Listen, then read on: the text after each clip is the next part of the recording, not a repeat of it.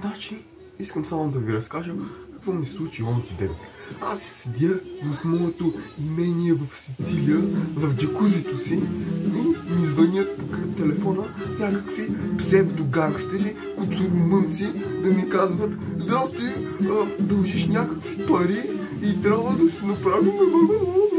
Значи, аз не мога да им опиша с никакви човешки думи как се почувствах в този момент, като владетелят на света съм застанал и гледам всички от високо и някакви хора ми звънят за някаква дребна сума. А тази дребна сума всъщност ще окаже, че е главното действащо лице в историята. Защото тази дребна сума не била толкова дребна. Оказва се, че някакво много богато семейство, протестанти от Мичиган или от някакъв малумен щат са щели да завещеят парите си на най-големия брат от следващите поколения. Само че се оказва, че най-големият брат бил абсолютно ненормален. Той бил шизофреник.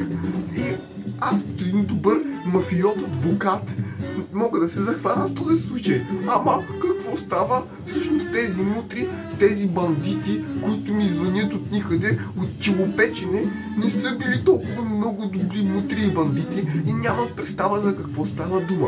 Оказва се, че следният шизофреник всъщност се казвал Бил Гейтс. И Бил Гейтс бил най-големият човек на света. Но той бил някакъв малка мижитурка в Google, работил за нещо си там, на някакви пари. Не е виждал българската мафия, италианската мафия или френската мафия. Не се е запознал с истинския заземен бизнес.